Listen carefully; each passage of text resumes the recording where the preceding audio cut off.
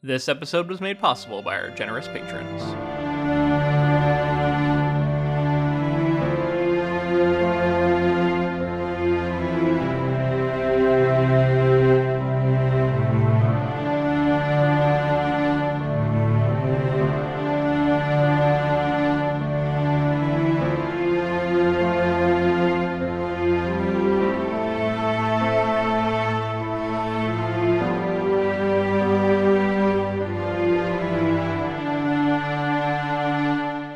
Welcome to episode 153 of the Ink to Film podcast, where we read the book And then see the movie. I'm James. And I'm Luke. And this week we discuss Charlie Kaufman's 2020 film, I'm Thinking of Ending Things. So Luke, I was actually surprised to find something about Charlie Kaufman that I did not realize. Okay. Would you be surprised if I told you that he's only directed 4 feature films? Actually, no, you know what? That kind of makes sense, because I know that he was more known as a screenwriter, I think, for most of his career than a director. I think a lot of the things that I associated with Charlie Kaufman were things that he had written, which, you know, obviously Right. a lot of the stuff Like that he's being directed. John Malkovich was Spike Jonze, right? Like, I think he worked with Spike Jonze a lot early on. His first directorial feature film that he wrote and directed was Synecdoche, New York. Right, which that movie is wild. Yeah. I want to see it again. That's the case for a lot of his films, and even the ones he writes. For sure. He is. Yeah, and it seems like the one he directs, it's like he maybe even goes even weirder. Yeah. I mean, it's like it's fully his vision. He's very unique. And that's definitely something I felt in this movie, I'm Thinking of Ending Things. It's so wholly his voice. He is pushing sort of films along, you know, he's making it so that he's breaking molds, and it's like sort of not a typical narrative film. And I think in any way is this a typical film. And I think that can be hard for some people to latch onto.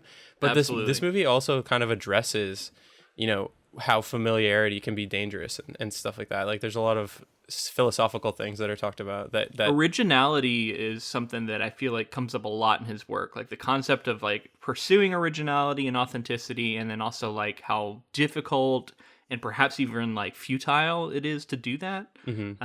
And I think these are questions that he struggles with a lot, for sure. Yeah. So the way that this episode's going to go is we're going to generally try to talk about the movie a little bit, and then we'll move into filmmaker, and then we'll do some plot. I have a few sections of plot that we can read, and we'll just be reacting to it. So the start, we're going to keep it spoiler free and kind of give a yeah. reaction without anything, and then we're going to have to move into spoilers pretty quickly. Yeah, though, it's going to be very, it's very light sort of general thoughts. Just like, what did you think of it? What was your experience like watching it on Netflix, a feature film like this on Netflix? Yeah. So let's go into that now, actually. You've said it in that this movie is incredibly unique. It is unusual. It does a lot of things that fly in the face of like convention. All the way down to like even being in 4:3 aspect ratio, which I thought was an interesting choice. It was like, it felt like he was doing it because that is unusual. And so I'm just going to do it because it's weird, and it's going to signify to you throughout the entire time you're watching it that this is not a different sort of movie. And the visuals throughout, the mood throughout, all the little weird details that he throws in there, it all was conveying to me, this is a different sort of film. It's going to be difficult for you to compare it to other movies. You kind of have to just treat it as its own thing. Yeah, I think some of it is almost like drawing attention to the fact that you're watching a movie. Like I don't think it's a spoiler to say that there's a movie within a movie in this, and that sort of is another case of it calling attention to the fact that you're watching a movie. 4:3 aspect ratio is something that people aren't accustomed to watching anymore, but it does bring back memories of watching movies and being aware that you're watching a movie or television growing up, like, you know, it was often that 4:3 ratio.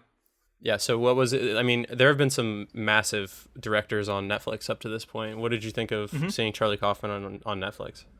I mean, it felt like, honestly, to me, that Netflix was the right place for this movie, or a Netflix-like streaming service, because it had a very sort of indie, not big budget feel to it.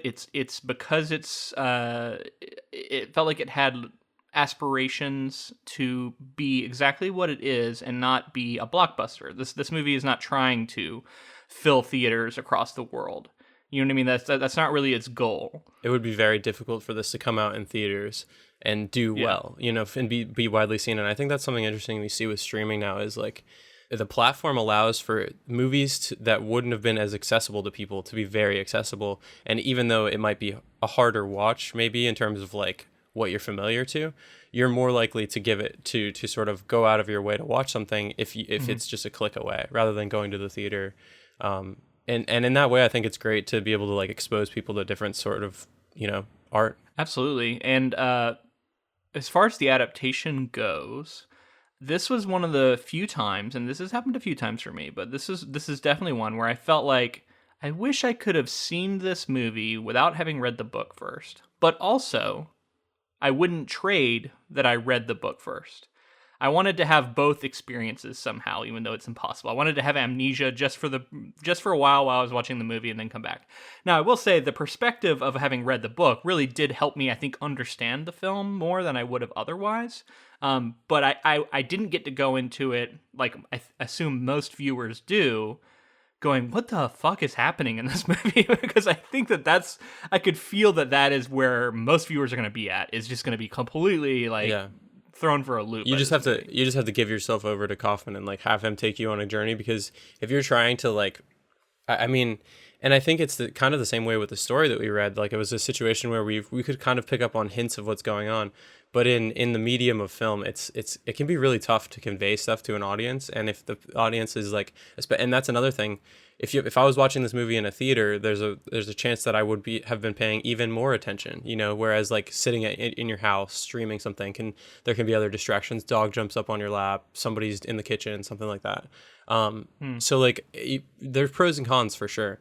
But I totally agree. I thought like, man, I'm not going to have the same experience as most audience members coming to this, because I know what's going to happen and I know what's going on. And I just wonder how... For the most part, although he does change some stuff. Yeah, I just wonder how thrown for a loop I would have been had I want to know where I stand as far as like, could I have followed along? Could I have picked up on these things in a visual medium like this? Or would I have been lost until the end? Yeah. I do think that all the details are there that you need to piece together the story. Yeah. I just think he did more to sort of obfuscate the sort of truth or what is actually happening than even Iain Reid did in the book. Like it felt like he was able to convey things more clearly, or more like I wouldn't say he handheld, but he at a certain point he was like, okay, this is what's going on. Iain Reid, a little bit. Yeah, Iain Reid did, whereas Kaufman felt like he was like, figure it out. Exactly, yeah. I'm going to give you a little bit of details here and there, but I'm not going to help you at all. And I can't really talk about it more without spoiling. So it just, if you're trying to decide if you want to see this movie, I do recommend it. But go into it expecting a very unusual experience. Look for clues. Sort of watch it actively, trying to figure out what else is going on, and then trust yourself to actually start making these connections. I think if you watch it passively and you wait for it to be explained, sometimes you're going to be disappointed because you won't get that, at least in the adaptation, in my opinion. Yeah, I think you just have to take it for what it is and enjoy the journey. But I also think that if you're the type of person who if you're the type of person who isn't interested in digging for like sort of the metaphors of what's going on within the story, then I don't think that this is a movie for you. But I definitely recommend trying it out, even if that's the case. I think that it's one of those movies that like you're gonna remember it. It's weird and it's crazy, and there's things that happen in it that aren't gonna make sense. And like even once you know sort of what's going on, you're gonna think like, well, so the artist may have just been doing some of this stuff to fuck with me, and that is the case. So it's funny, it's kind of scary in parts, it's got good drama and philosophy. So I think it's definitely... Visuals look amazing. Yeah. I think one of the things I would also recommend is pay attention particular to any time they're discussing art in any form. Yeah. Because I think those are often clues for like what sort of film this is. I don't think it's a spoiler to say that at one point they discuss paintings, and that whole discussion of paintings I kept applying it to the film we were watching. So yeah, if you ever hear them talking about movies, talking about creativity, art, writing, any of that, think about how that could be applied to this film. All right, with that, I think we should move into filmmaker. Yeah, tell me more about Charlie Kaufman. I've always been a fan, but I don't feel like I know a ton about him other than like the sort of character of him that we get in adaptation. Mm-hmm. But yeah, I'm curious to hear more. Okay, so Charles Stewart Kaufman is an American screenwriter, producer, director, and novelist. He wrote the films Being John Malkovich, Adaptation, and Eternal Sunshine of the Spotless Mind. He made Love that movie, by the way. Yeah. I keep forgetting to mention that one, but another one where he just wrote it, he didn't direct. Exactly. I mean, all of those are great movies too. Being John Malkovich is a lot of fun. He made his directorial debut with Synecdoche, New York in 2008, which film critic Roger Ebert called the best movie of the decade in 2009. Further directorial work include the stop-motion animated Anomalisa and I'm Thinking of Ending Things. Anomalisa, another amazing sort of like mold-breaking, like you think of stop-motion animation and you think you know what it is. It's not like that at all. It's a Charlie Kaufman. I haven't seen that one, but I want to. Yeah. I didn't even know that was him. Yeah. In 2020, he made his literary debut with the release of his first novel, Antkind. One of the most celebrated screenwriters of his era, Kaufman has been nominated for 4 Academy Awards, twice for Best Original Screenplay for Being John Malkovich and Eternal Sunshine of the Spotless Mind, winning for the latter. Best Adapted Screenplay with his fictional brother for Adaptation, and Best Animated Feature for Anomalisa. Wait, his fictional brother also won it? Yeah, Best Adapted Screenplay, in parentheses, with his fictional brother for Adaptation. Oh, that's too good. I think he was just nominated for Adaptation. So yeah, they were both nominated, technically, his fictional brother and he. And Best Animated Feature for Anomalisa. He also won 2 BAFTA awards for Best Original Screenplays and 1 BAFTA award for Best Adapted Screenplay. 3 of Charlie Kaufman's scripts appear in the Writers Guild of America's list of the 101 greatest movie screenplays ever written. So Kaufman's early work included writing comedic articles and spoofs for National Lampoon. His work included parodies of Kurt Vonnegut and X-Men. I love Kurt Vonnegut, so that's funny to know that he did that. Yeah, and interested in like literary. Kurt Vonnegut would be considered literary, right? Oh, for sure. I mean, he's literary sci-fi sort of satirical writer himself, so it's interesting to do spoofs of a satirical writer. Yeah. He then sort of started to break into TV. He pursued work on series such as Seinfeld and The Larry Sanders Show, The Simpsons, and Mr. Show, but wasn't able to get any work on those. And you think about like that sort of that's all comedy, but it's also very like legendary smart comedy, right? Like that's what comedians look to and they say, "Oh my God, Mr. Show, Larry Sanders Show, The Simpsons, like early Simpsons, Seinfeld." Yeah. It's interesting too because I do think he has he can be quite funny with his writing when he wants to be. I mean, I wouldn't say that like you go into a Kaufman movie expecting it to be chuckles the whole time, but like Being John Malkovich, like that's a genuinely funny movie at points for sure. So I definitely think he's got a certain comedic flair that really works. Right. And it's whether it's like irony or sort of like absurdism for sure. He definitely has a good hold on like being able to blend dramatic and comedic scenes and like something off-putting and how that can make you laugh even though you don't understand why necessarily. So around that time that he was trying to work on, those legendary comedic shows, he actually did get work with the Dana Carvey show.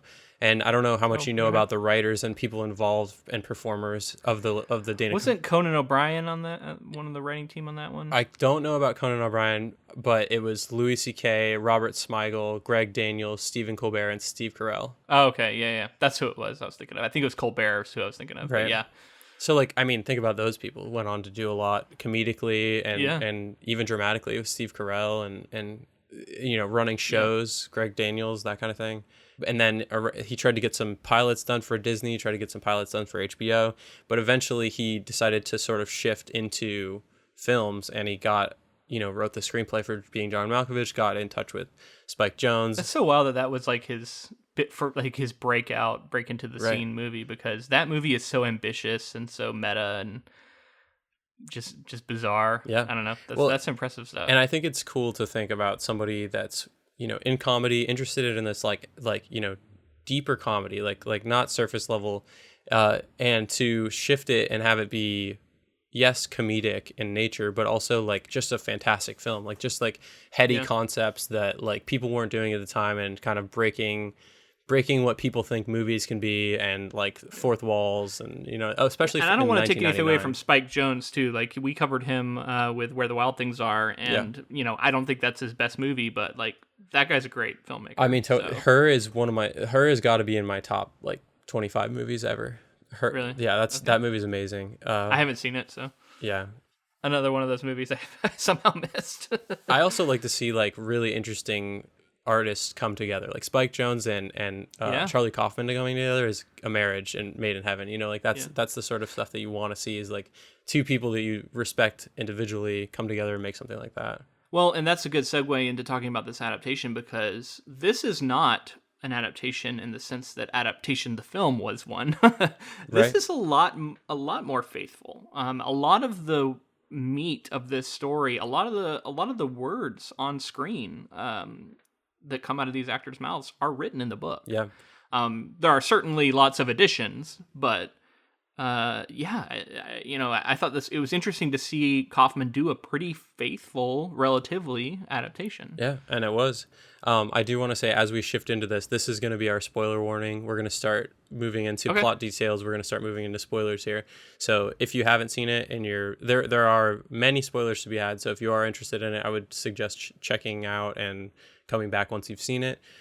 Or if you're not interested in that, here we go. We're going into spoilers. Yeah. So I'll read this first bit of plot. A young woman contemplates ending her 6-week relationship with her boyfriend Jake while taking a trip to meet Jake's parents on their farm. During the drive, Jake attempts to recite a poem he read when he was younger, Ode, Intimations of Immortality, and pressures the woman into performing one of her works in the car to pass time. After she recites a morbid poem about coming home, they arrive at the farmhouse. Jake takes the young woman to the barn, where he recounts a story about a maggot-infested pig. Throughout the drive, as well as later scenes in the film, the main narrative is intercut with footage of a janitor working at a high school, including scenes where he sees a musical production rehearsal and a dance in the school's hallway. I was immediately taken with the visuals we were getting. I think I posted something to Instagram about it, and it does a lot to evoke a dreamlike quality. The way that, even in the car, it always felt like the exterior was sort of out of sync with what was going on inside. Like, and sometimes that's like they're failing to sort of create verisimilitude with the way that it's being shot. But here it was like, no, that's intentional, because everything just feels a little off. And her mind would wander, our main character, who is either a Lucy or Louisa, or all her different name names keeps changing. Yeah, so she keeps like drifting off and thinking of things, and then I thought it was really interesting the way he would have him sort of interrupt her thoughts as if he could hear them. Oh yeah, was the way that I was always getting that implication, which I thought was cool. I felt like there were multiple things, and we are in spoilers, so I don't want to spoil the ending completely, but I do want to say there are multiple things that I think the editing is done in a way where characters react too fast to each other. Yes, I was noticing that too. They're like responding like before the person can even finish what they're saying. Exactly. So there's that going on. There's like this surreal quality to everything you're looking at, and like dreamlike is very much. I think that works really well. And this reminded me of something just now. Have you ever dreamt in a different aspect ratio? Have you ever had a dream in like a 4:3 ratio? Sounds like a filmmaker thing for me. No, man, I don't dream in any aspect ratio other than normal life for me, personally. I don't know what it is, but I think that there's because like I think dreams and dream sequences in movies have a certain language to them that I think has infiltrated my dreams sometimes. Like, I think like, there's like your typical TV ones, like the ripple as like, like a ripple into another scene. Everything's sort of moving. You're telling me you're getting transitions in your dream? Yeah. And then like, but also like different, I felt like this aspect ratio spoke to my dreams. Like I was like, I kind of felt that way. So it's funny that you mentioned dreams. Yeah, I think that's just that sounds like somebody who spends a lot of time looking through camera lenses to me, because that definitely has never occurred for me. But that's funny that does that. That's interesting. Yeah. And one of the other dreamlike things was how they would like all of a sudden appear at places, like abruptly, like almost like interrupt what they're saying, and we're here, and they're like turning the car off. Yeah. And it was like, what? And that was very dreamlike too, where like you're just all of a sudden at a place. Time doesn't make sense. Nothing really makes sense. Yeah. It's just all like on top of each other and like nonsensical. There was a conversation they had in the car, and this gets a little bit into spoilers, but we're in spoiler mode here, where he starts talking about her as being ideal. Mm-hmm. And I thought that was sort of a big clue. You know, having read the book, we know that she is sort of an idealized woman in many ways. I wanted to ask you, because I feel like this conceit is it's heartbreaking. It's I mean, I guess sad is just another word for heartbreaking, but it's sad. And we have, you know, the janitor here, which is interesting because it clearly is the janitor's story, and Jake is sort of a facet of him. I was a little more unclear about that in the book, whether the janitor was the like quote unquote real protagonist or not. Right. But I guess it does make sense that it could be.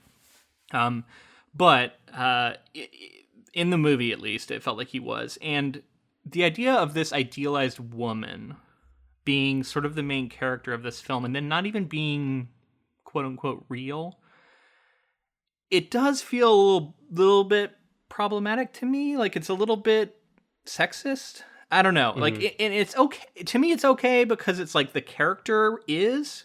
It's like he's putting so much, he's pinning so much on romantic love, and that being like sort of the only reason to live, and yet it's something he's never really found. That manifests in Luis or Lucy, and his pining after her is one of the most tragic things about him because he's pining after an ideal. But on the other hand, it is sort of reducing women to a concept and sort of like, you know what I mean? Like I guess it's muddied.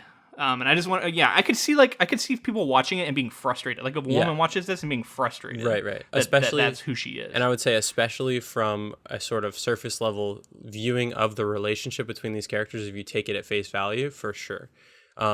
But I guess I wanted to talk about, you're leading me to a huge, probably my biggest takeaway from this is the way that this adaptation, this movie recontextualizes some of the things that I think are going on by changing a pretty fundamental part of it. So I think that there are many, many references to movies. There's a movie within this movie, and there's sort of a character. We're seeing this main character who's going through all of this is actually very interested in movies. And I think that from the perspective of somebody, and then there's conversations within this movie that say ownership of women and what it's like to be a woman, and how society, I think there's a line where it's like movies are society's malady, or like something like that, and how like movies are shaping society and how people think they have to live their lives, and how that can put stress on people's lives. And I think we're seeing the perspective of a character who watches movies to see the example of what life should be like, and is having to deal with that on a day-to-day basis. And at the end of his life, or after all of these things have happened, he's seeing idealized versions of women that he sees in movies. He's seeing, you know what I mean? He's seeing all of this idealized life that he was pining for. And I think for Charlie Kaufman as a filmmaker and a writer to have recontextualized the story to be also about movies and society, of course, is always going to speak to my sensibilities. I like that, and I think that does take it to a place where I'm more comfortable with the conceit, because Kaufman isn't presenting it as like this is the way it should be. He's presenting it as tragic. He's telling the story of this character who has a fucked up view of the world and a fucked up view of women. Like you said, he's idealized them. The only romance he's had has been through the movies he watches. So of course the character that he imagines is too good to be true. She's sort of zany, she's beautiful, she's brilliant, she has many different jobs, she's also into art, she's a poet, she's a painter. You know what I mean? It's like there's way too much. You can't even contain it in a single person. And that's, I think, an indictment of this point of view, of this expectation that this guy is putting on women. Of films, he's calling bullshit on films. Exactly. Perpetrated by films, right. Which, of course, this is a film with this sort of character in it. So it's like, it's that meta discussion of like, I'm sort of embracing the thing. I'm also skewering here a little bit too, right? Because it's in my film. Mm-hmm. The arrival at the house was really interesting series of events. Really creepy. The waving in the way window. that the parents didn't come down, waving in the window. Oh, going out to the barn, man. The anecdote about the pigs was just as upsetting and memorable as it was in the book. And comes back into play later. And then yeah, the introduction of the parents. David Thewlis and Toni Collette. Oh yeah. They just fucking killed. They're so good. Yeah. Stealing scenes. They did such a great job with these bizarre characters, shifting personalities throughout, shifting ages. I just thought those performances were really spectacular and sort of worth the price of admission, totally. so to speak, yeah. even though it's just $9.99 or whatever, a month, $15.99, whatever something. Netflix is these days. Yeah, I totally agree. The major 4 characters in the movie all absolutely kill their performances. Agreed. Great performances all around. But like you say, Toni Collette and David Thewlis are scene stealing. The range that their characters are able to have, the different life, you know what I mean, the different life points that we see, the different like ailments or not, or sort of like snapshots of time and all this. It's unbelievable. Toni Collette is absolutely one of my favorite working actors. Like, she's amazing. And she's amazing, man. And David Thewlis is too. He's also amazing. I mean, he's incredible. They looked like they were having so much fun, even though like it doesn't take away from their performance, but they just looked like they were fucking hamming it up and just having a great time. Well, and I genuinely think that they approach these roles as entirely different, like the mannerisms, the way, the speech patterns, all of these things, like every single time we saw them since they were in a different point in their lives, seemingly, there was a totally different character. Yeah. And it was so relatable. Like, that was one of the things that, even though there's a lot of smoke and mirrors in this movie, it's basically all smoke and mirrors, right? Yeah. Like, we're not even sure that any of this ever occurred. In fact, it probably didn't. It's all sort of theater of the mind, I think. Yet, it is relatable because we've all had the experience of going home and having things be different. And it's that written into a creepy, sort of almost cosmic horror story about aging and about the horrors that wait for you at home that maybe you felt like you've left behind but are there waiting for you, right? And gosh, just the way the conversation they have about painting and the way his father keeps talking about like, how can you be sad if you don't have a person in it? And just like, which by the way, art, like is layered with extra meaning, I think too. But yeah, all the discussions about art were so funny as someone who writes personally too, because it's like, you often will have this disconnect where it's like people just don't get it, and you can tell, and you also feel this gulf of like, there's no way I can make this person understand what I'm trying to do. Totally. Well, it's just impossible. That's an example of what I talked about earlier in this episode. Charlie Kaufman's addressing the audience watching this movie. You know what I mean? The people who are going to walk away from the movie saying like, oh, it's bullshit. It doesn't mean anything. It's the dumbest movie I've ever seen. You know what I mean? And he's literally saying like, you're the person who can't see the landscape. You know what I mean? You can't put yourself in the landscape. Yeah, he's like, imagine yourself in the landscape. Look down, you can see it. So it's true. I do think he's speaking to the audience there, but like, I feel like there's going to be a good number of people who watch this movie, feel like they get it, and still don't like it. No, totally. And I think that's totally valid, because it's okay to want a certain thing from a movie and to feel like this does not deliver. Yeah. Because I could totally see that. Like, this movie, like, if you went into this wanting to see a story about this woman who's in the trailers, who is like struggling with her own,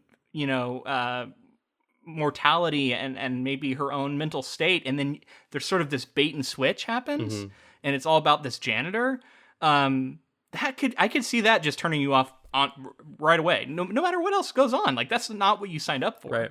So I do want to leave plenty of room for people to dislike this movie, but I do think there's a lot going on here, and there's a lot you can delve into, and even if it's not for you, we always try and come from a place of like recognizing what the artist is trying to do, and like whether or not they are doing it well. And in my opinion, Kaufman is doing it well here. Whether or not it's for you is another question. Exactly. Yeah. I would say that this is just like sort of, you can't go into this and be like, this movie is going to be A, B, and then C. It's an experiment. It's a full-on experiment for the audience, for the filmmaker. Your mileage is going to depend on how interested you are in a new experience or something that is jarring at times or purposely convoluted, if that makes sense. Mm-hmm. Purposely convoluted feels like a good description for this movie. Let me read this next section here. Inside the home, the young woman notices scratches on the basement door. At dinner with Jake's parents, the woman, who is described as having different occupations, tells the story of how she and Jake met at a trivia night, told with narrative inconsistencies. Later, she notices a picture of Jake as a child, but becomes confused after recognizing that child as herself. The young woman receives another call, and a mysterious male voice explains that there is one question to answer. Jake's parents begin to transition back and forth from their younger selves to elderly dementia patients. When the young woman takes laundry down to the basement, she discovers several identical janitor uniforms in the laundry and receives another call from the mysterious voice. I mean, there was a lot of inconsistencies here, and I was noting them throughout. You know, she talks about how, oh, this looks like the house I grew up in, and then later she says she grew up in an apartment. You know, she grew up on a farm at one point. She said, I remember her saying, like, I grew up on a farm. Yeah, and then she completely sort of undercuts that. And then just how awkward the interactions are with the parents. How she'll also okay, so I wanted to ask you this. This was a interesting sort of camera thing that I wanted to talk to you about and see what your take on it was, like what was trying to be achieved. Sure. The camera, to me, at times, especially in the house, felt like it had a mysterious motivation. Like it would move to something before it was relevant to the story, and then it would become relevant as the characters like either arrived at it or used it. And it was sort of off-putting because it felt like the language that I'm used to in movies probably don't do that. Like the cameras probably follows the logical flow, whereas this was like in advance, almost as like a premonition of what was going to become important to the characters. So when teaching, like when learning and teaching about film, you don't want to move the camera just to move it. You want your motion to be motivated. So when it's not motivated, or it's motivated by something that's going to happen, it doesn't make any sense to the viewer, like you're saying. So it's like it'll like go to a couch, and then somebody will walk into frame and sit down on the couch, and you're like, and like the characters are still talking and having a scene that it's moved away from. Exactly. Yeah. And I think that just goes to show that sort of like in your head dreamlike quality of the film that we're watching. Yeah. It definitely conveyed an sort of unease and surreality, you know, to everything. It constantly told you like this is really unusual, and I think if you are someone who is going to be really tied to the idea of like what you're seeing being like sort of objectively reality, and not sort of open to the idea of this sort of dreamlike scenario, this could also be really frustrating in a sense too, because you could feel like you're sort of being lied to.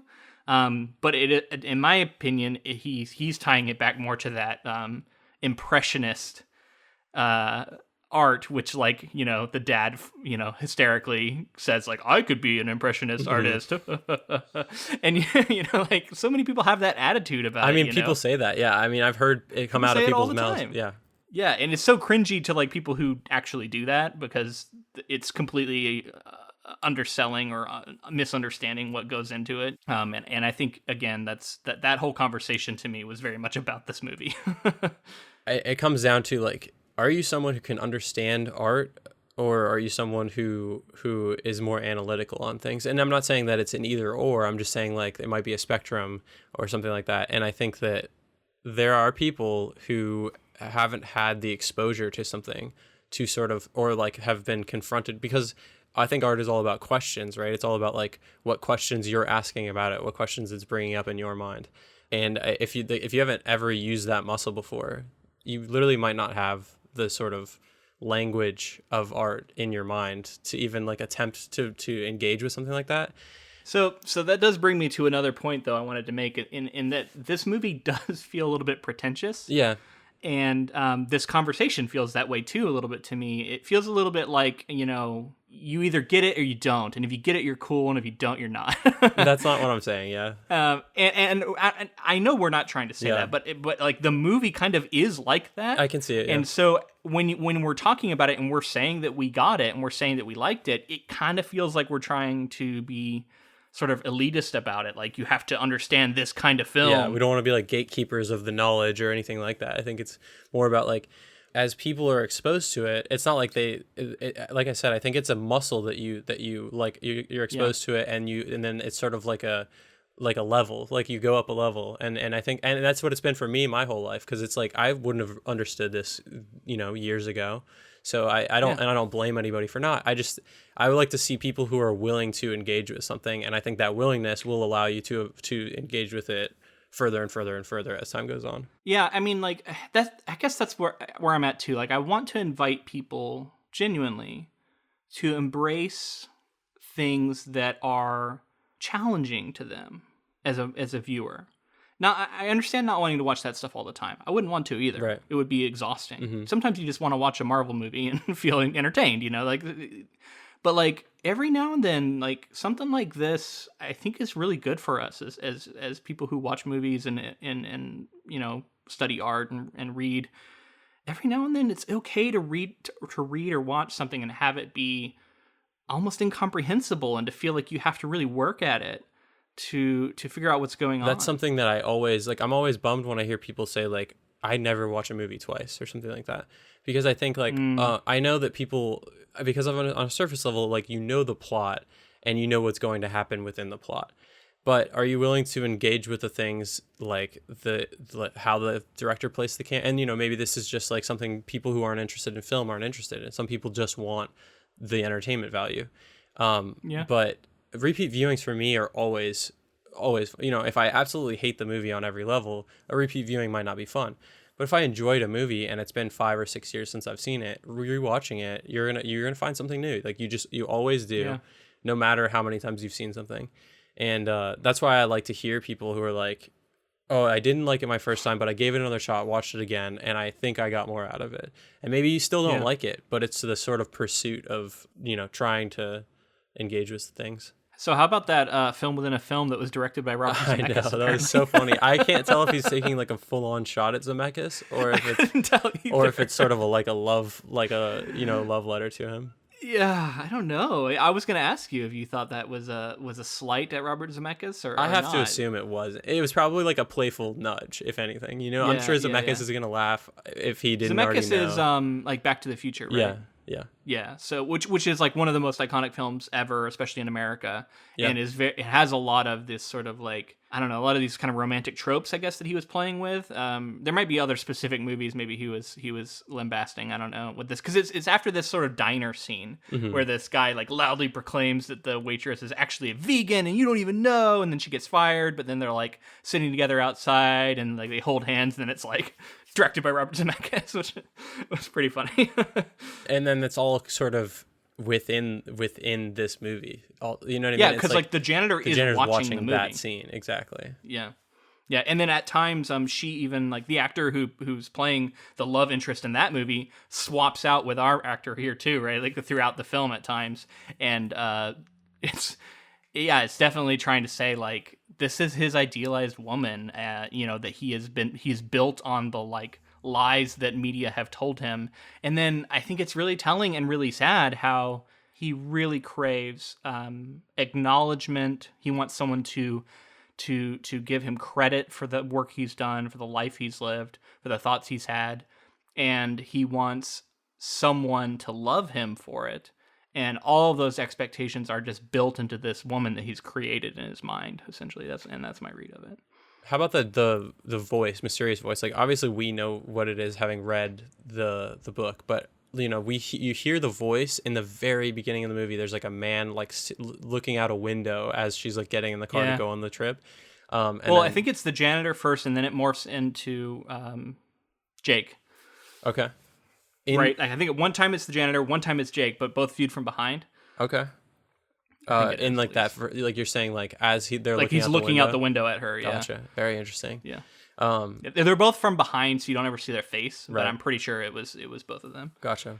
And then we get the phone call in the car, not wanting to answer the phone call, not wanting to engage with what's being said on that phone call. So the phone call stuff I felt like made way more sense in the book. Like it went to more places, and it was more satisfying when like it came back around and there was like an explanation, and the question that is posed by the voice, gets answered in the book. Here it is left as a question. It gets answered sort of thematically and if you read between the lines kind of deal, but like it's directly answered in the book.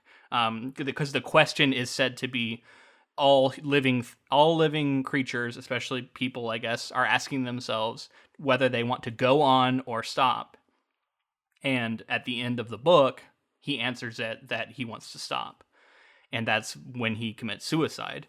And that still happens in this, but we're never presented with that in that way, where it's like told to us that that's the question that was being asked on the phone. Yeah. So there's just a lot more ambiguity here, I think. Definitely. I think there will be people who walk away from this movie and come listen to this podcast, and you saying that he committed suicide is still not clear to them. So you that is what happens in the book if you weren't aware of that. And so that sort of recontextualizes everything that happens in the book and what's gone on in the movie and why everything's sort of scattered and like sort of an internal struggle that's going on. They're also at one point, she is sort of touring the house upstairs.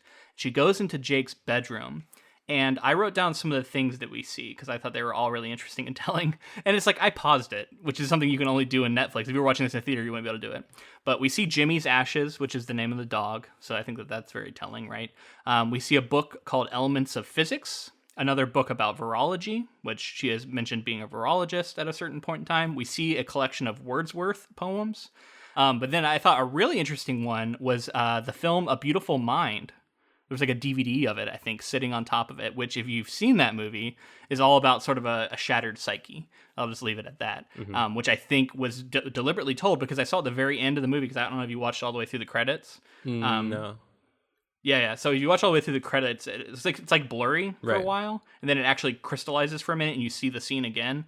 And there's like some sounds and stuff, but then like interesting. It cuts Wait, black. the scene. So I know what you're talking about. It was like a blue. It's like blue and blurry at the beginning of the credits, and then slowly it like fades into. At the end of the film, it's looking at the frozen car. Gotcha. And then it's like blurry while all the credits are rolling, and at the very end, it becomes clear again for a minute.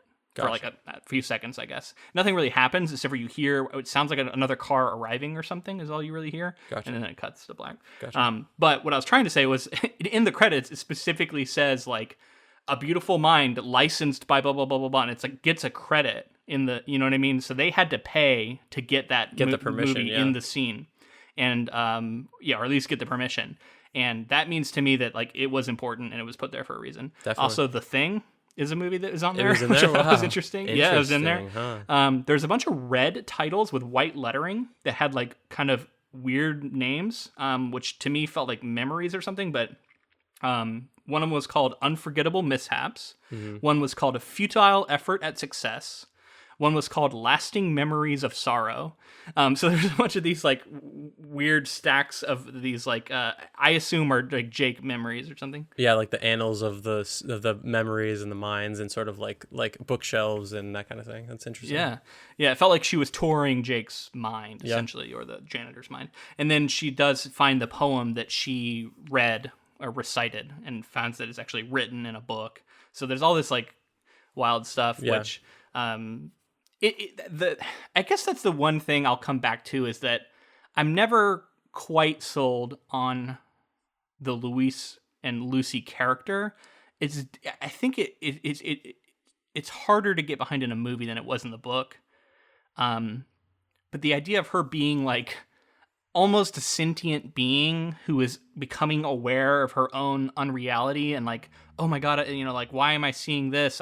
Is it not me? And like her confusion, like it only works in the sense of like A Beautiful Mind scenario. Let me just say that because in a sort of healthy, more typical sort of mind, I don't think this isn't a way our brains work. Yeah, but like you said, I think the refusal to answer the phone call, is the same as not wanting to engage with the question that needs to be answered, Yeah. And so it's like this, like you said, it kind of is like a shattered, separate sort of personalities within that are arguing these points. And then this specific one doesn't want to address it and seems to be like the like continued want for life and like in a way represents like maybe like the happiness, the good things, and it wants to continue on. And in that way doesn't want to engage with the janitor who represents like those thoughts, or like Jake who represents like maybe the the other parts that aren't as happy, you know, like the struggles and things with the family that have gone on and all that kind of stuff. On the drive home, Jake mentions several events of the night that the young woman does not remember, including her drinking too much wine. Word association soon leads to an extended discussion of John Cassavetes, a woman under the influence. Finding themselves in the middle of a snowstorm, the pair stop at Tulsi Town, an ice cream parlor. They meet employees who are also students at the school the janitor works in. While the young woman buys the dessert, an employee with a rash attempts to warn her of something she can't describe. Jake stops at the high school to throw the cups away. In the parking lot, Jake notices the janitor watching them from inside the school and decides to confront him, leaving the young woman alone in the car. After a long wait, she decides to look for Jake inside the school. She meets the janitor and, among other things, tells him that nothing happened between her and Jake on the night they met. After the young woman discovers Jake at the end of a hall, they look on as people dressed like themselves engage in a dream ballet, which ends when the janitor's dancer kills Jake's dancer with a knife. Did you notice that when he passes the money to the woman with the rash, the girl with the rash, his hands. He has a rash on his hand too? Oh, no, I didn't. But I did notice something else about the hands. When he starts the car at the beginning of the movie, and when his hands are shown multiple times, his hand, I think maybe Jesse Plemons just has these kinds of hands, but I thought they were elderly hands. No, for sure, at least one or two times, Yeah. it is like an old man's hands, Right. for sure. Yeah. No, I mean, it's very interesting stuff like that going on. Are we to understand then, if he had the rash on his own hand, that this is sort of a memory of himself? Maybe he used to work at a place like this. Maybe he was this kind of person who was picked on. I did want to ask you, because I still am kind of trying to grapple with this in the book and in the movie. What does this ice cream shop represent other than sort of introducing that character who is being bullied? Why in this story, it seems like the thing that stands out the most to me. Why was it just plot related, or is there a metaphor that I'm not picking up on? Like I can't. I think there's metaphor. I can't quite unpack it completely, but it's very tied into death to me, because it's beckoning him throughout the movie. We've heard this sort of jingle. We've seen the welcome. I think at one point we see a sign that says "Welcome to it," and it's this sort of beacon of light in the cold darkness. And to me, it's like his conception of what death might be like in some way, and it's beckoning him on, but there's also like a meanness there. So he's not sure if he really wants it. He comes to it to like get a cold treat, and it's like, I think the idea that it's all cold and there's not really any warmth to be found, I think shows that like he's conflicted about it, whether or not this is something he actually wants. And then it's like there's also like there's people making fun of him there, but then there's kind of like representation of himself. So like it's all complicated. I'm not really sure how to unpack it, but I think later on, when he's, in my opinion, hallucinating or like having his final moments, he remembers the commercial for this place, which is all about coming here and getting ice cream, and it's like as he's approaching death. So I think once again, it's tying it back to it, right?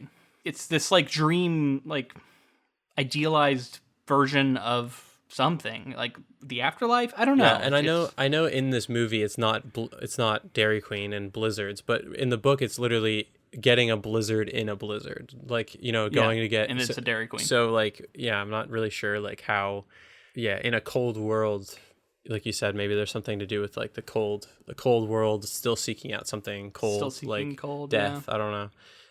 But then it's also like he's like it's sweeter than he remembers, and he can't finish it, and he has to throw it away, and I don't know, it's like there's something going on there too. I think you could maybe unpack it if you watched it again and then wrote an essay about it. Yeah. Which I feel like I'd have to do at least to unpack it. Maybe people got it more than I did. I'd be interested to see, if you want to write in inktofilm@gmail.com or comment on a social media or something. I'd be curious to know takes on that. Like if anybody has a theory about like what that represented within the story. Yeah, definitely. So, I mean, we in our book coverage, we talked about the high school and like how they're in the book, they're trapped in the high school. I think that if there is a part of the movie that would lose people who understood the movie, it's going to be mostly this last bit here. It was a bold choice. Yeah. But before we get to the dancing, I did want to say there was a particular thing in in the car that I really liked when they were talking about perceptible light and how there is no color in the universe other than like what our brains interpret and all this stuff. And then like while they were talking, the scene was just getting darker and darker and darker until they were almost fully in shadow. Yeah. And I love that kind of like the way the world was reacting to their conversation, which was itself very interesting and I think indicative of like what this movie is trying to talk about. You just reminded me of something that I meant to mention way back. But one of my favorite moments of just playing with the form is when the entire movie is very cold in color temperature. Like getting in the car, driving to the parents' house, and then they get to the parents' house and they meet the parents. It's still very cold, and it's not until they go into the dinner scene. Literally, it's like a cut. It's like a reverse shot, and then we're getting the shot into into like the dining room as our main character walks in, and it's super warm. Like the entire color temperature of the film shifted. Yeah. It's all of a sudden there's like because they have like candles lit and stuff, and it's like warm, and there's they still could have shot it and had it maintain that same color temperature, but they went warm with it, which is super jarring and super dreamlike and super all of the things that we've talked about. And then and then the fact that like I don't think we ever see her actually eat any food other than until like later when she's eating some of the blizzard, but like she doesn't eat any of that food. And then even when the dessert comes out, I don't know if you noticed, she was like always she does pound wine. She does drink wine, but when he came out later and they served the dessert, all we ever see her do is feed Jake and not ever herself. That's true. Yeah, which I thought was interesting. Yeah. Anyway, we're jumping all around, but so one of the things that they're talking about in the car on the way to the school is about this idea of we live our life vicariously through what we're watching, through movies, right? It's almost like through a screen, through glass. And then it is like sort of we're taking meaning almost by proxy from like the things that we're seeing. It is talking about like wanting to watch beautiful people do things. So there's a lot of interesting discussions about what it means to be beautiful and what sort of status that gives you in our society. And there's discussions about like why she says, is it better to be young? Because he's talking about how young people are sort of attractive and full of life. And he says, yes, it is better. Because and he talks about these reasons why old is bad. But I think it's really interesting that she really values elderly people. And I don't know, there's just like a really interesting discussion about like what it means to get older and the weird the talk about like all important art being made by young people, which like I bristle at that a little bit because I personally, even though I'm more on the younger end, I would say, even though I'm not like a Generation Z or anything, but I don't like the idea that only valuable art is being made by young people. I balk at that every time I hear it, and I think that's reductive, and I think that it is super depressing and almost silencing for older people who have things to say that like we should be embracing. And it's crazy to think like you're only going to become a better artist as time goes on. Like I know that there are things to show to the contrary. Like I know people, like I know specifically Tarantino swears that no great filmmaker has made a great film past a certain age or whatever. And like, again, I wonder if he still feels that way. I think he does. I think that's why he's gonna get out. Like I think that's why he's gonna stop when once he's done all of his movies. Or whatever. But I don't necessarily agree with Tarantino on that one. I mean, I don't necessarily agree with him on a lot of things. A lot of things, but yeah, absolutely.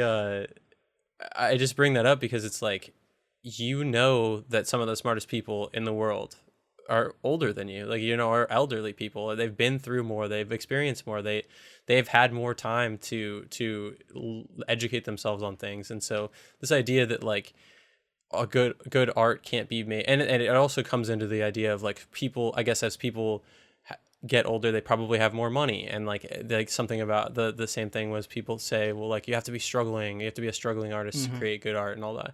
And it's all just like trying to put people in boxes, which I'm never interested in doing. So I mean, it's like I can see the points being made. There is certainly, we've all met people who feel very out of touch with like society. Like they're sort of locked in their like older view of the world, and they're unwilling to participate in like society as we know it now. I think that is always a dangerous place to be, but that is not, you can be that at a variety of different ages. But I think you can be very dialed in and participate and understand society and be able to talk about it in ways, no matter your age. It's more of just an effort on your part to stay open and to continue to follow what's going on. That's one thing. But then on the other thing with the age, as a creator, I want to live in a world where every time I make something, I can feel like, well, the next thing I make is going to be better. Right. And throughout your career, I'm gonna be able to achieve something even greater this time, or I'm gonna be able to do something different. I'm gonna be able to challenge myself, rather than when I was 25 or when I was 30 or whatever age, insert your age of choice. I made the best thing I'll ever make, and then I'll always just be a shadow of that grand self, and that's so depressing. Like, I don't want to look at art that way, and I don't want artists to feel that way. And we know that there are great stories that are written and great movies that are created that don't get the attention that they deserve because they just didn't hit society correctly. And so it's like the idea of, like, take Stephen King, for instance, the idea that he writes something like It, or he writes something like The Stand, or he writes any of that stuff, and then he can no longer create anything better than that because society has deemed those his best stories. And like it just becomes really tough because you're only going to learn as you create, you know what I mean? You're only going to learn what you like, what you think works and what doesn't work, and continue to act on those instincts as time goes on. So it's a weird intersection. I mean, we're getting well kind of almost off topic here, although I feel like this is within the bounds of what this movie's talking about. But I think the second interaction with the way fandom works a lot too, because like when you have a lot of success early, people tend to try and like put you in a box and say like, this is what this is, and they hold you to a standard of a previous work in many ways. And so everything will always be compared. Anything you do later will be compared to that original successful thing. And it's like, it's self-defeating in a way. Like, I wish people didn't do that, even though I know like that's what people are going to do. It's what's comfortable for people. People look at people, read a book by its cover, put it in a box, think they know what they're talking about. And, but I mean, let's get back to Charlie Kaufman here. The guy directed this film, and this line, all of this conversation was not in the book. So this is Charlie Kaufman directly engaging with this stuff. He introduced a lot more meta stuff, a lot more about movies and authenticity. Like, I don't know when you would consider elderly. Like, I know he's not elderly, but he's 61. So it's like he's directing a film at 61, and it's later in his career, right? For sure. And so how is he engaging with that sort of idea as a 61-year-old filmmaker? He's not young. Well, I mean, the intimations on mortality and aging and all that stuff is absolutely, I think, it's baked into it. Yeah, it's interesting that Iain Reid is actually a pretty young writer, though. Right. Well, and then, again, in conversation with like the adapter and the adaptee, like sort of like how, the age difference and generational stuff, and like what is universal for people. Yeah. So let's get to the dancing part, because I think that is a really notable section. And I am not someone who watches a lot of musicals. Mm-hmm. And when I heard them talking about it and he lists all of these, I was like, I wonder if this is setting something up. And then it sure was. Yep. It felt like this was like trying to sort of introduce this. He loves musicals, so at the end he's imagining his life as a musical. He's imagining this dance between himself and this idealized woman as a musical. And it was okay. Mm-hmm. It might work more for other people than it worked for me. Personally, this is one of my least favorite adaptation changes from what we got in the book. This isn't how it went down in the book. Mm-hmm. I don't know. I kind of prefer the way it went down in the novel, I guess, when he was in the school. So the more like, I don't know. It was probably really hard to put on screen because it was incredibly funhouse, dreamlike bizarreness was happening when he was in the high school. Whereas here it was sort of changed into a musical to achieve that same effect. Yeah, tons of stuff to talk about here. So what I would say is, as time has gone on, like, I like musicals at this point in my life. There was a time when I didn't like musicals as much, and like it took me sort of like understanding film history mixed with like some of the influences that come in play, because some of your earliest sort of surrealist things that happened in film were things like Busby Berkeley style in musicals. So if you've ever seen a musical where they're in a scene and then like a black drop happens and then everything opens up and there's like 1,000 dancers dancing behind and they're all dancing uniformly and in sync. It's like this surreal thing that couldn't have happened within the reality of this world, but in this musical, it's surreal. So I think Kaufman is engaging with that sort of surrealist behavior. You're right, for sure. And the idea that this person who loved movies, who was an elderly person, when musicals were more popular in the past, and like that's the kind of thing that he would have engaged with. Like that's the kind of thing that would have meant a lot to him. The fact that they bring up Oklahoma, the fact that they bring up all those musicals, and what they mean. I also don't think that it's like necessarily the most exciting way to end a movie, but there is also a lot going on within the dance, because dance is an art like a painting. It's all visual, no words, no text, nobody's telling you anything. It's entirely interpretive. So like to have an entirely interpretive ending, because there aren't lyrics going on, there's nothing to tell you what's happening, it's all visual. I mean, and like you said, degree of difficulty, like the level of difficulty that's there, a lot of things being juggled, and I think executed well. I agree with you kind of. I think that the book ending is sort of more palatable and like interesting to me, but like that's not to take away from what Kaufman I think achieved with this. And I think this is for film people, you know, I think like that the kinds of people that are going to respond to this is people that like are, especially if you like musicals. I like that. Actually, I really, really like that take, because I think you're right on. I think he's playing with the like essential surreal nature of a musical, because like we know that it's not real life. It's somewhere between like a stage play and a movie at times, and that's always kind of like a weird place where it operates that is unusual and very particular to film. And yeah, it's almost like the movie is shifting mediums in a way. You know, it's not, but it kind of is. It's shifting modes into like now we're interpreting a dance rather than watching a movie, right? Even though we're still doing both. I think you're right. I think that's what he was going for. And yeah, I mean, it's probably personal bias. Also, I do recognize that musicals themselves are not really a genre as much as just like a style. Like there's a wide range of different kinds of stories that can be told, and to call them all musicals is almost reductive. Like they're so night and day different from one another often. So when I say I'm not a biggest fan of musicals, it's mainly just that when I see someone singing and dancing in a movie, no matter what else is going on, I struggle to connect with it personally. And I know that is kind of like a personal bias I have, but I know that others share it as well. So you might sometimes encounter that.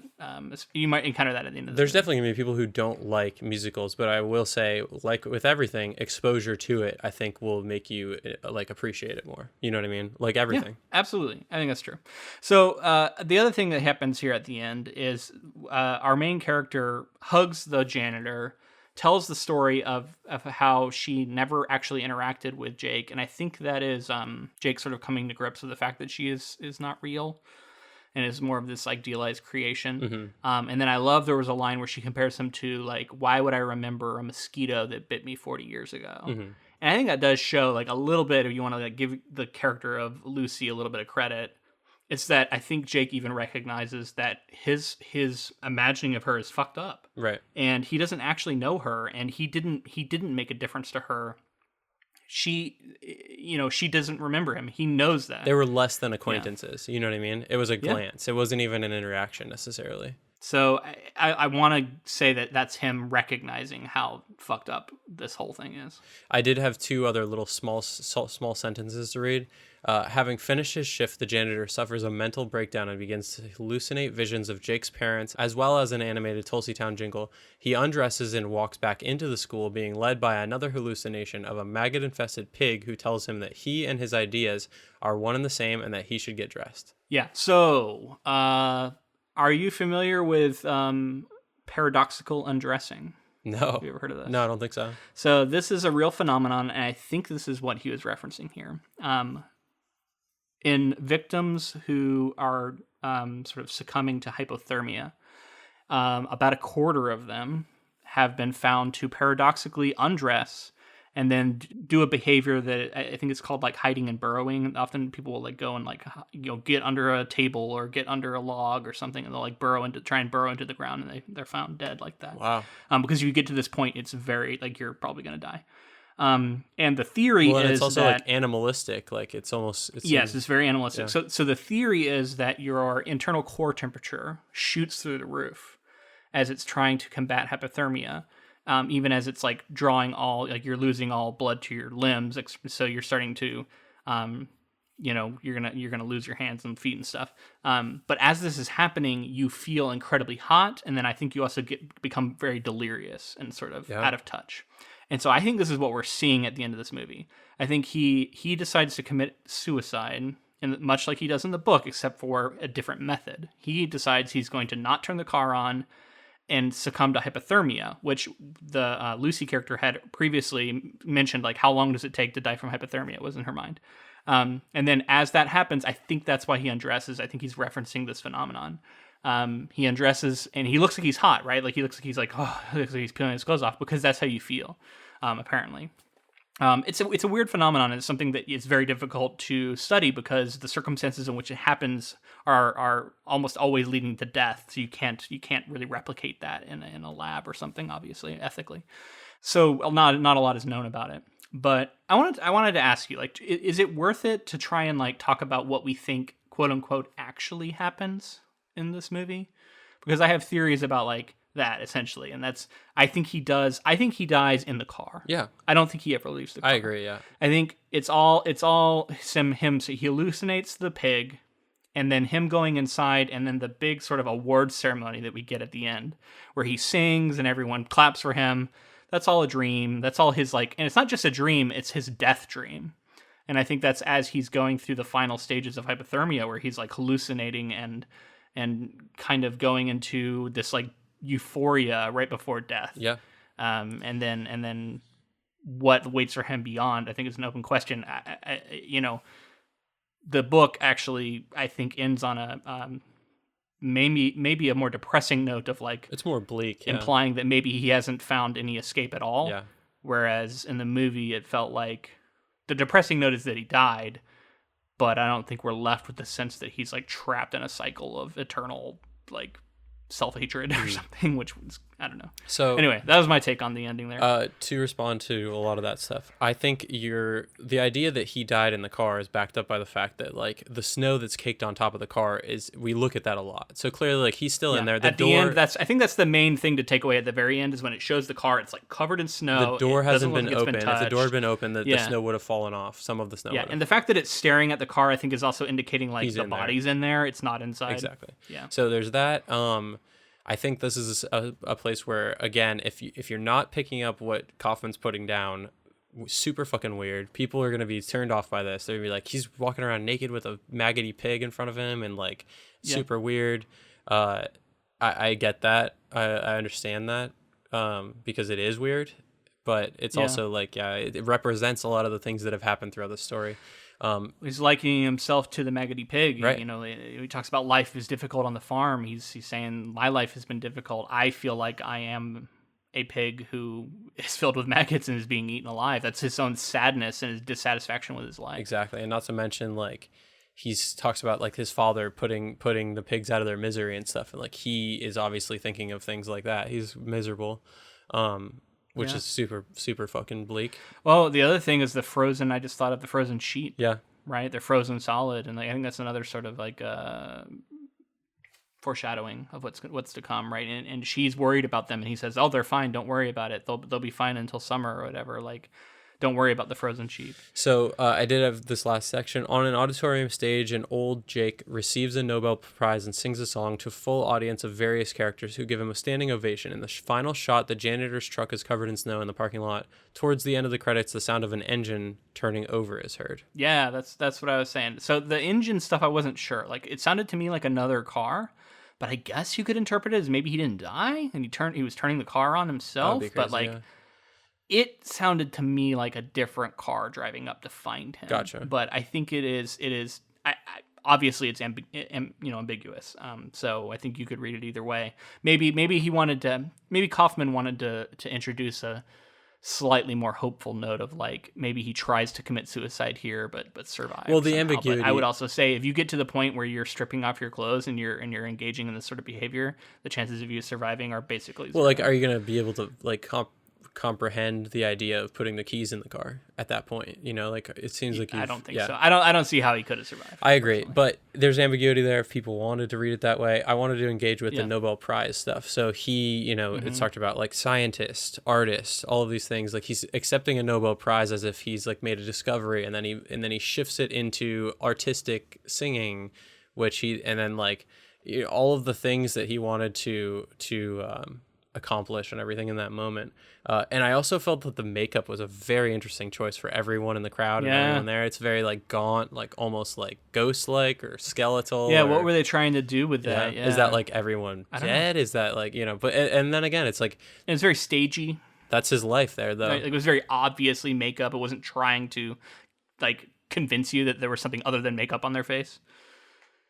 Yeah, so one thing I keep thinking back is how this guy wanted to be seen, to be recognized, and to be celebrated, for better or for worse. And I think a lot of people feel this way. You know, notably at the end, people in the audience are a lot of the kids that he saw at the school, but then you have this idealized version of Lucy, and then you have his parents. And then that really showed me how he wanted his parents' approval, even though he could never get it. And the conversation at the dinner table showed me like how he was, I think he was a genius. You know, I think there's a reason he's being compared to all these other like great writers, and you know, I think we had a genius who grew up on a farm whose parents didn't understand him. You know, the way his mom would like brag about the genius version of the trivia, even though it was genius, and how upsetting that was to him, and it just showed that like they were incapable of sort of recognizing him in that way. But they're there at the end too, though. It's like he still craved their approval, but he wanted approval where he felt like they understood, and I think that's what he gets at the end, is them clapping and looking like they understand what he's trying to do. Mm-hmm. So yeah, I mean, I think it's heartbreaking, and I think this is all just an insight into one character's sort of mind and like the things that he wants out of life. Yeah, and right before death, he gets it in this version of a reality. Yeah. Since we're at the end here, I did want to read this conversation that I read, or a section of it, between Charlie Kaufman and Iain Reid, and then we do need to talk about which we think is better, the book or the movie. We do. So here's the conversation. Charlie Kaufman says, "It's funny, people don't get the ending of your book sometimes. I've read things online where it's like, well, what happened? I don't understand. It's curious." Iain Reid, I always say, and again, I think this is something that you and I are similarly aligned on, that people can interpret it however they want. They have as much authority as I do to say what it's about. People have been quite emotional with me about what the ending means to them, and they want to know what it means to me. Sometimes they almost want to argue with me, this is what it has to mean. And I think, well, It does for you, and that's valid. But for me, it means something very specific, and that's okay. That probably is the same with the film. Charlie Kaufman says, I feel like any work of art, any creative work, exists as an interaction between the person who created it and the person who is experiencing it. They bring to it what resonates with them based on their life experiences. If you spoon feed stuff to people, then you don't allow for that process. Therefore, it's a lesser experience. Yeah, I like that. And I agree with that. Yeah, and the philosophy of these two people, like obviously like how they feel about stories and people engaging with it. And I think if you have that knowledge there, if you know that that's how these two people feel about art in that way, I think you can go into their movies or their stories and appreciate them for what they are, even if like the plot or, you know, the mechanics of the story or even the ending doesn't necessarily work for you. It's interesting that people will have a really different take on it. I mean, I've tried to stay out of the discourse because I didn't want to be affected. Like, I really haven't consumed any other reactions, although I've seen several of them out there. And I'm going to be curious to dive into it. Most of these are done by people who haven't read the book. They just watch the movie and then talk about their take on it. And I wonder how I'll be able to, if I'll be frustrated, because I already see several out there that I like seem like I'm going to disagree with. I don't know. I'm just really interested to see. I'm going to be curious to listen to some other podcasts trying to dissect this. And and maybe people got really different things out of it, and that's okay. You know, like they said, like it's okay. This is what I got out of it. You know what I mean? Like, but maybe, I mean, as I'm saying it, I recognize that this in many ways could apply to things that are going on in my own life. So maybe I am bringing a lot of myself to it. I mean, and it's going to be tough for us and people who listen to this podcast and people who have read the book, because you have to take, if somebody's only seen the movie, you have to engage with them, and you can't say, well, in the book, you have to engage with them just at the movie level. And that's a good point. That's something we don't talk about enough. Like, it's sometimes there's a way to talk about a movie where you bring the book in as outside knowledge and say, like, this can inform what you've seen, but you can also talk about a movie and regardless of the source material and say that almost doesn't apply to the movie, because the movie doesn't say, hey, go read this novel first. It's required reading to understand this film. That's not said, right? It should be engageable on its own by itself without reading the book. Absolutely. So it is completely valid to not bring any outside material at all and talk about just what's on screen. I contend that that all the pieces are there. I just think they're a little bit harder to put together in the film than they were in the book. It's definitely a puzzle, and it's like if you don't have all the pieces, it might be frustrating. You know, you might have one piece left out and not really be able to put it all together. And that's why, like, I think repeat viewings, people will like this movie more. And I think one thing that also comes up is, I think, a sympathy for creative struggle and a need to want to be creative and authentic and feel like you've done something worthwhile. Like, I feel like it is somewhat universal for sure, but like, I do think this is going to speak more to people who are trying to be artists in some way than it does to people who aren't. And since we both are, you know what I mean? Like, it's going to speak to us pretty directly. And that is, as a lot of art is also, you know, like a lot of art, it does tend to sort of be like patting itself. This isn't necessarily a case of that, but there is a lot of patting itself on the back. This, actually, this is an example. This movie, I think people who like film will like this movie more. Yeah, but it is also an indictment of that a little bit too. Well, it is. At the same time. But like I say, like, if you bring in the knowledge of musicals, if you bring in the knowledge of like all these references that they're making throughout, if you're drawing the parallels to the film industry in that way, you're probably going to like it more. And like art tends to, like, writers love to talk about writers love to read other writers, and so like it is funny how art is that way.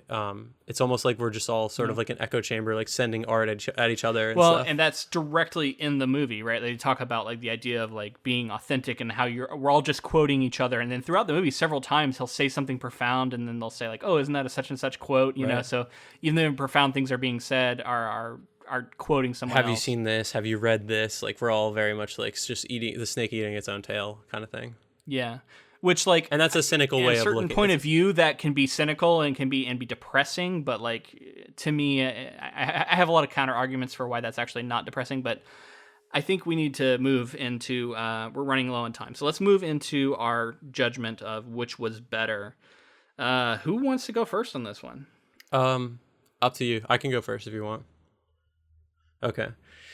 So, Charlie Kaufman is a filmmaker that I've enjoyed everything he's made, and a writer that I've enjoyed everything that I've seen of his that he's made. I really liked a lot of aspects of this movie that ask people to, you know, put more effort into their viewing. You know what I mean? I respect him for wanting people to stretch muscles that they don't use often, like engage with something on more than just a surface level, do a repeat viewing, like understand film language and what things mean within a scene.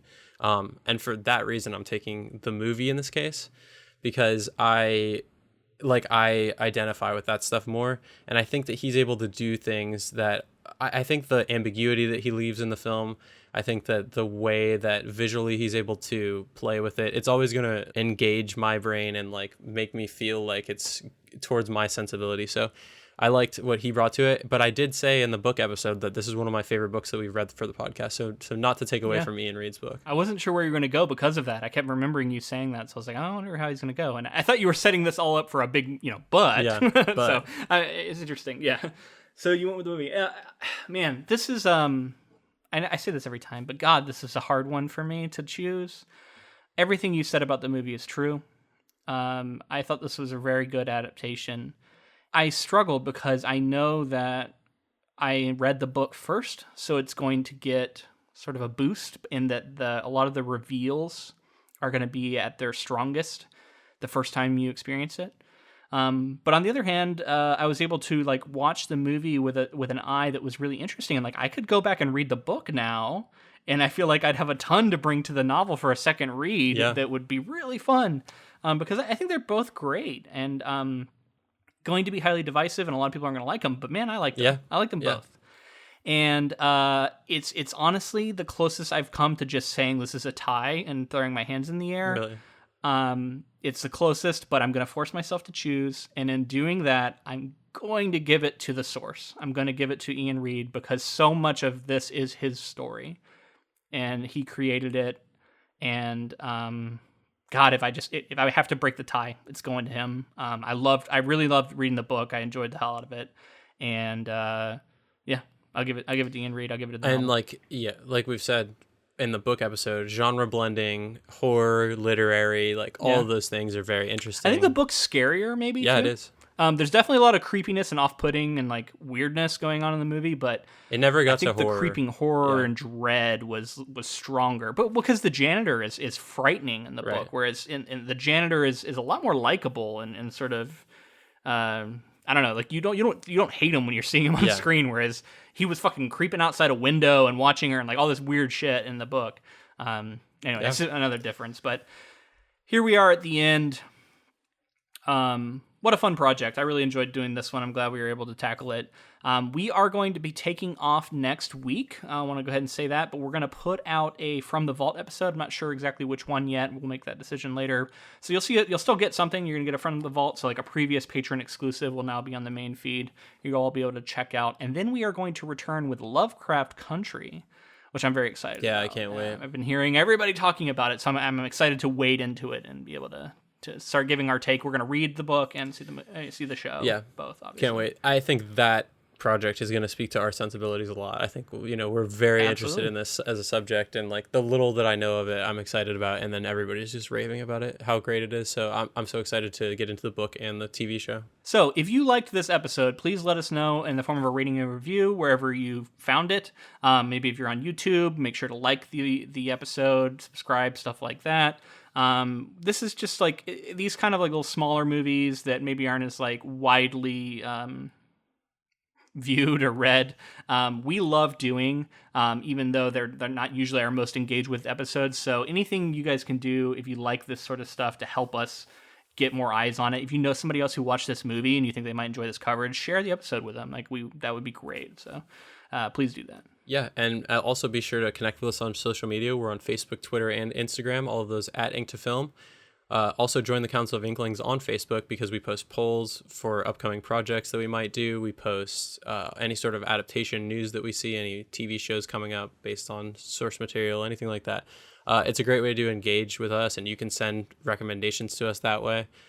So check that out. And if you'd like to support us another way, you can go to Patreon, where we have tons of bonus content on there and other rewards for different tiers. Definitely check that out. We do a new bonus episode every month. We'll be doing another one this month.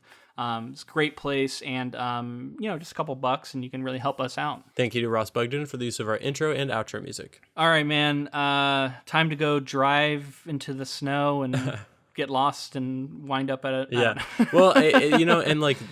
driving on a dark road, whether it's rain or snow or whatever it is, like that's very universal. Everybody's done that, I feel like. And it can be pretty scary when you get out there into the country. Nothing else. Well, and if you're by yourself, like the thoughts that go through your head, right, like is kind of writ large in this movie. Like it's, personified in a way that conversations you might be having with yourself. Totally. So, and I assume that's what essentially is happening, right? It's like him driving to and from the school and thinking about things. I don't know, maybe.